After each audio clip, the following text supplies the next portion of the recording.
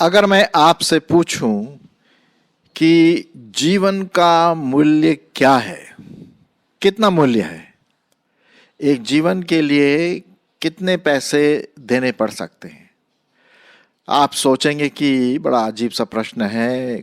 कुछ लोग बोलते हैं कि जीवन अमूल्य है, उसका कोई मूल्य नहीं होता है।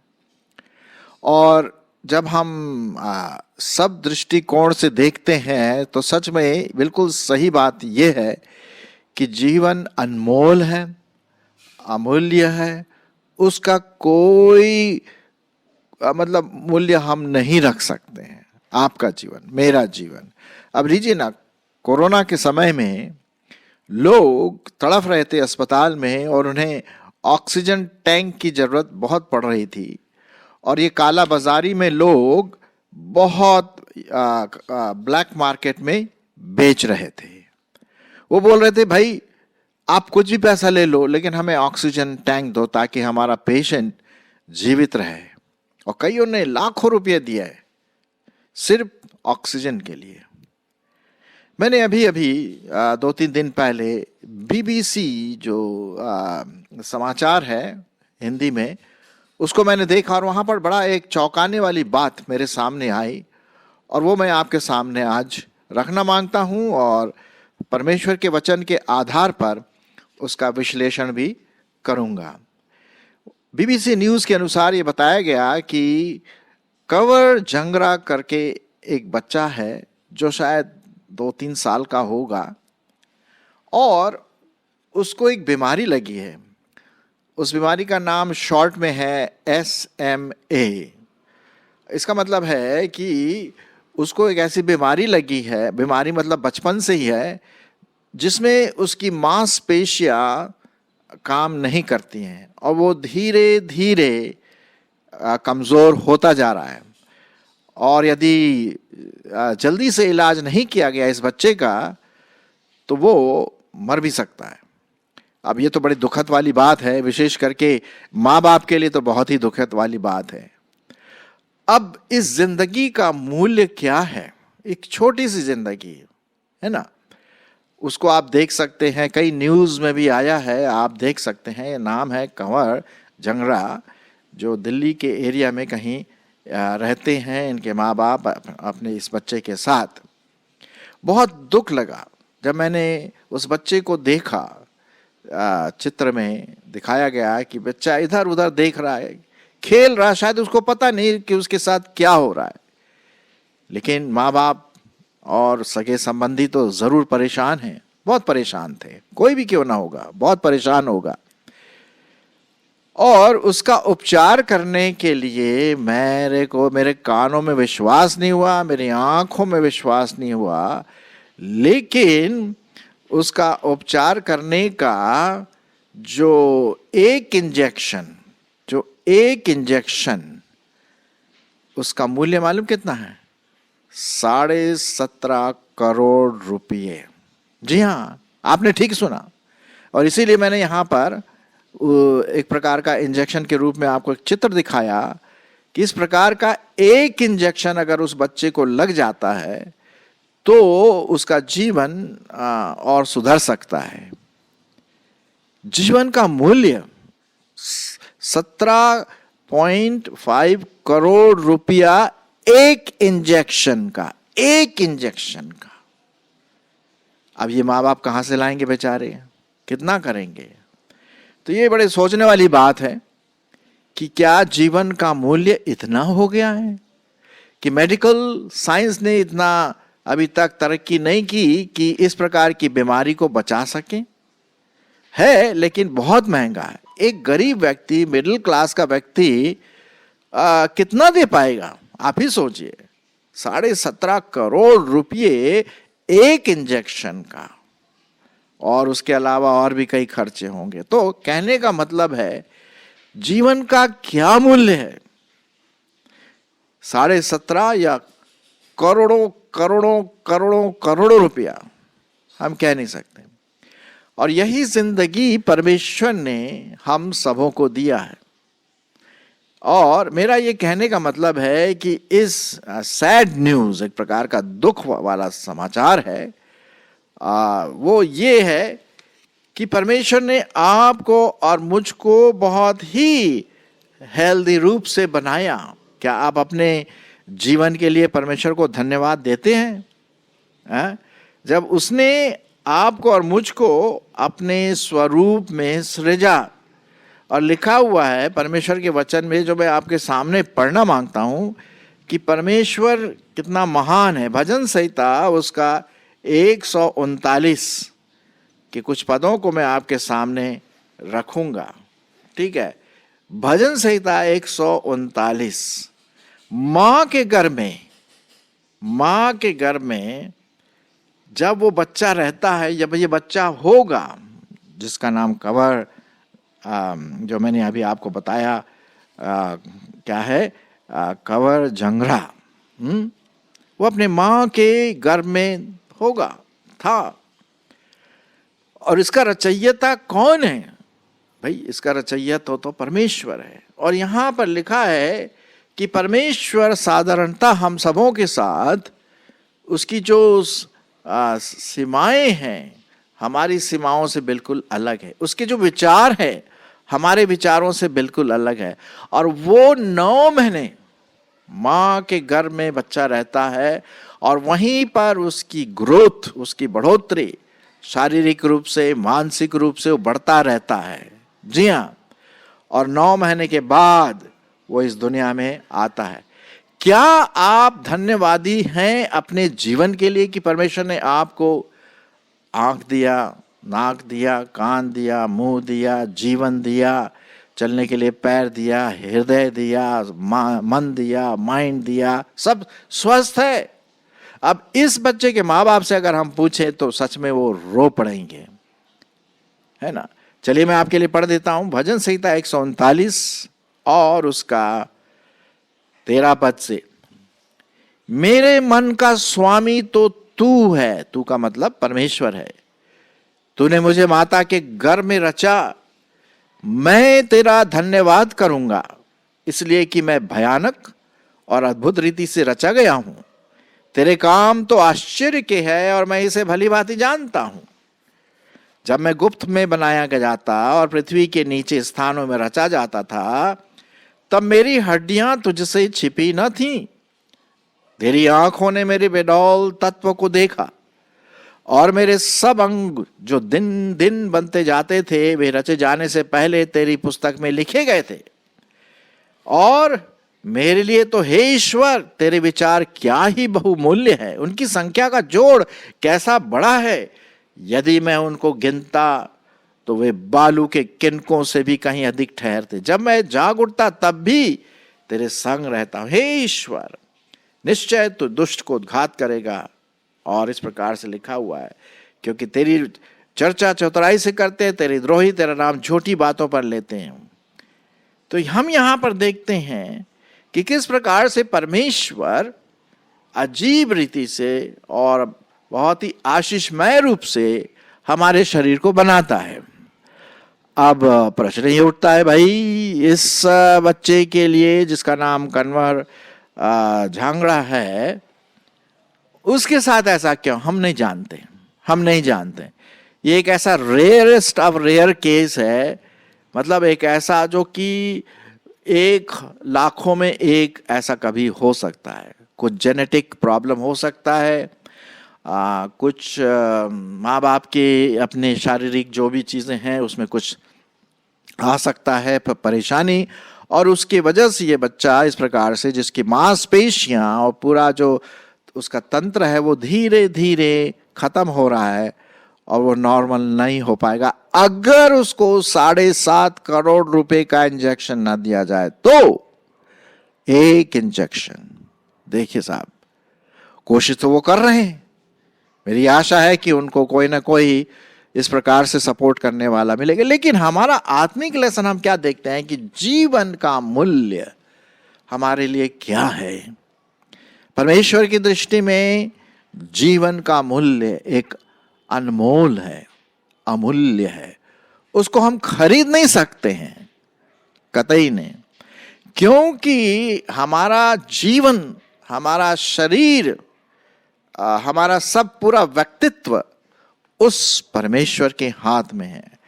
मैं आपके लिए पढ़ूंगा जीवन के बारे में, जो शारीरिक जीवन हम बिताते हैं उसके बारे में पाया जाता है। पहला पत्रस और उसका 1 अध्याय, पहला पत्रस उसका 1 अध्याय और उसका 24 और 25 पद।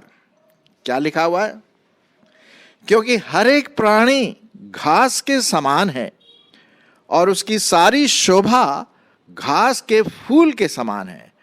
घास सूख जाती है और फूल झड़ जाता है, परंतु परमेश्वर का वचन युगानुयुग स्थिर रहता है। और यही सुसमाचार का वचन है जो तुम्हें सुनाया गया था। तो यहां पर 2 चीजें हम देखते हैं। जब तक हम इस दुनिया में हैं, हमारा जीवन, शारीरिक जीवन बहुत इंपॉर्टेंट है, बहुत महत्वपूर्ण है। लेकिन दुख की बात तो यह है कि हम यहां अनंत काल के लिए नहीं जिएंगे। शारीरिक जीवन अनंत काल के लिए नहीं जिएंगे, क्योंकि ये खत्म हो जाएगा। घास के समान है, धुएं के समान है, भाप के समान है, थोड़ी देर दिखता है और फिर गायब, खत्म। मेरे मित्रों, हम इस जीवन को जो परमेश्वर ने आपको और मुझको दिया है कितना मूल्यवान समझते हैं। पहली बात तो हमें यह देखना है कि ये जो जीवन है, जो भी नश्वर जीवन है, थोड़े समय का है, उसमें जो भी हम करें परमेश्वर की महिमा करें। दूसरी बात, जो अनंत काल तक बना रहता है वो है परमेश्वर का वचन। शारीरिक जीवन कितने समय का है? 70, 80, 90, 100, 110, कुछ लोग 110 साल भी जीते हैं। लेकिन उसके बाद हमारा शरीर कमजोर हो जाता है, बूढ़े हो जाते हैं और एक समय आता है कि हम नहीं चल पाते और हम यहाँ से निकल जाते हैं शारीरिक रूप से। लेकिन उससे भी ज्यादा बहुत महत्वपूर्ण है ये है कि अनंत जीवन जो परमेश्वर के वचन के द्वारा आपको और मुझको मिलता है, वो अनंत जीवन, वो आत्मिक जीवन हमेशा हमेशा के लिए है। उसका कोई अंत नहीं है, बशर्ते हम परमेश्वर के वचन को वो स्थान दे जो वो चाहता है कि मैं और आप जो ये वचन सुन रहे हैं आज, कि हम उसको वचन को, परमेश्वर के वचन को, बाइबल के वचनों को, प्रभु के वचनों को प्राथमिकता दें, पहला स्थान दें, ताकि हम उस पर विश्वास कर सकें और उसके साथ साथ अपना अनंत जीवन प्रभु के साथ हम बिता सकें। अब इस अनंत जीवन के लिए आपको 17.5 करोड़ रुपए की जरूरत नहीं है, क्योंकि इसमें हमारे जीवन में क्या है? एक पाप का स्वभाव है, बीमारी है। क्या है? पाप का स्वभाव, पापी स्वभाव, बीमारी है। ये आत्मिक बीमारी है जो हम इस दुनिया में लेके फिरते हैं। जन्म हमारा इसी से होता है, माँ के गर्भ से मैं पापी हूं, है ना। अब इस पाप को दूर करने के लिए एक ही इंजेक्शन है साहब, 17.5 करोड़ नहीं, और वो इंजेक्शन है प्रभु यीशु मसीह का लहू, यीशु मसीह का खून, जो मेरे और आपके पापों के लिए बहाया गया। अब ये जो जब हम इस इंजेक्शन को लेते हैं या आत्मिक रीति से प्रभु पर विश्वास करते हैं, उसकी आज्ञाओं पर चलते हैं, पश्चाताप करते हैं और यीशु को उद्धार करता प्रभु ग्रहण करते हैं, तो क्या होता है? हमारा वो जो पापी स्वभाव था शुद्ध हो जाता है, निकल जाता है। हाँ, और हम परमेश्वर की दृष्टि में पवित्र ठहरते। ये सिर्फ प्रभु यीशु मसीह के लहू के द्वारा हुआ है, क्योंकि क्या लिखा हुआ यदि आप जानते हैं, बिना लहू बहाए पापों की क्षमा नहीं। और वही लहू प्रभु यीशु मसीह ने आपके लिए और मेरे लिए क्रूस पर बहाया। ये इसके लिए ये जो इंजेक्शन जो है ना आत्मिक रीति, इसमें प्रभु यीशु मसीह को अपना जान देना पड़ा। जी हाँ, यीशु मसीह को अपनी जान देना पड़ा। और जब वो अपने बलिदान किया, तीसरे दिन मुर्दों में से जी उठा और आज वो हमारे साथ है, प्रभु परमेश्वर के साथ है स्वर्ग में, और पवित्र आत्मा के द्वारा हमारे साथ है। तो जब हम विश्वास करते हैं तो वो इंजेक्शन एक तरह से हमारे जीवनों में लगता है आत्मिक जीवन के लिए। और फिर दूसरी बात, हम इस यहाँ पर एक और बात मैं आपको बताना मांगता हूं कि जो भी परमेश्वर ने हमें शरीर दिया, हो सकता है कि आपके शरीर में इतनी भारी समस्या तो ना हो जैसे कि कन्वर के जीवन में, बच्चे के जीवन में है, मांसपेशियों से संबंधित, लेकिन हो सकता है हमारा कुछ त्रुटि हो हमारे शरीर में, आंख कमजोर हो या दिल में कुछ समस्या हो या अलग अलग प्रकार की बीमारियां जो रहती, कोई बात नहीं, परमेश्वर जानता है। हम उसको परमेश्वर के सामने रख दें। जी हाँ, क्योंकि हमारे पास पिता परमेश्वर है ना, तो हम विश्वास के द्वारा, प्रभु यीशु मसीह के नाम के द्वारा उस परमेश्वर तक हम पहुंच सकते हैं। हमारा एक्सेस है, हम जा सकते हैं और उससे हम हमारी जो जरूरतें हैं, शायद हो सकता है शारीरिक चंगाई। अब देखिए, जो लंगड़ा था, मंदिर में बैठा हुआ था, प्रेरितों के काम उसके 3 अध्याय में हम पढ़ते हैं, वो लंगड़ा बैठा हुआ था, सालों से वहीं भीख मांग रहा था, उसका शरीर भी ठीक से काम नहीं किया। जब उसने पतरस को देखा तो भैया कुछ दे दो हमको, तो पतरस ने क्या कहा, भाई सोना चांदी तो मेरे पास है नहीं तेरे को देने के लिए, लेकिन हाँ एक काम कर सकता हूं, वो ये है कि यीशु मसीह के नाम में चल फिर। और वो एकदम वो उसके टखनों में बल आ गया और वो चलने लगा, कूदने लगा और पता नहीं, मेरे ख्याल में उछलने लगा वो खुशी के साथ। अब उसको भीख मांगने की जरूरत नहीं, क्यों? क्योंकि उसको वो आत्मिक इंजेक्शन मिल गया यीशु मसीह के नाम में। जी हाँ, और वो परमेश्वर की स्तुति करता हुआ उस मंदिर में चला गया। सो प्रियो, जो भी परमेश्वर ने आपको शरीर दिया है, थैंक गॉड, उसके लिए आप परमेश्वर का धन्यवाद करें और उसको परमेश्वर के सामने डालें, क्योंकि उसको आपकी चिंता है, उसको मेरी चिंता। मैं आपके लिए पढ़ूंगा आपके सामने पहला पत्रस उसका 5 अध्याय और उसका 7 से 9। पहला पत्रस 7 और 7 पद पढ़ता हूं। 5वां अध्याय, पहला पत्रस 5 अध्याय 7 पद। अपनी सारी चिंता उसी पर डाल दो, क्योंकि उसको क्या है, तुम्हारा ध्यान है। सारी चिंता किस पर डाल दो? प्रभु यीशु मसीह पर डाल दो, क्योंकि वो हमारे बारे में सोचता है। ठीक है।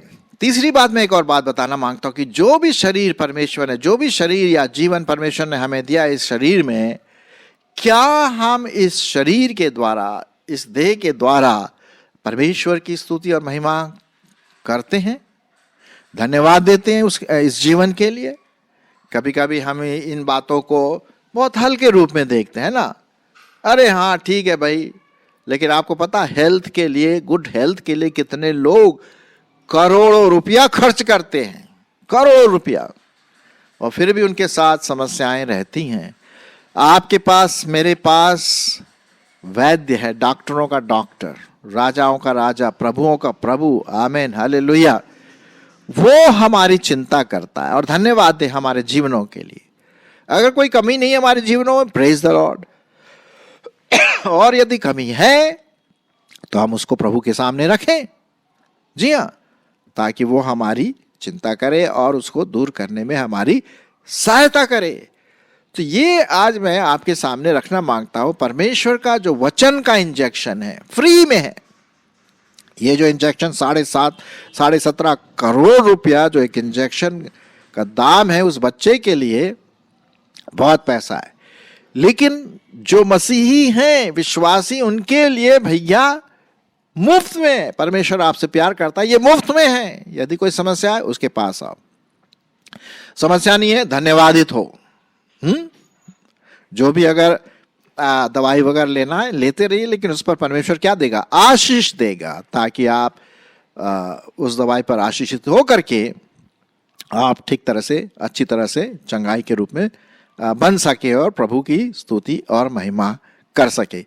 सो आज का पूरा उद्देश्य क्या है मेरे मैसेज का? ये है कि अब ये मेरी ऐसी आशा है कि कोई ना कोई कहीं ना कहीं इंतजाम करेगा ताकि इस बच्चे की जान बच जाए, लेकिन उससे भी ज्यादा आत्मिक जान, आत्मिक जीवन, अनंत जीवन, ये बहुत इंपॉर्टेंट है। मेरी आशा है कि आप जो सुन रहे हैं आपने अनंत जीवन पाया, लेकिन साथ ही साथ अगर हमारे जीवनों में कोई कमियां हैं, त्रुटियां हैं शारीरिक रूप से, हम उसको प्रभु के सामने रखें, जैसा मैंने अभी बताया।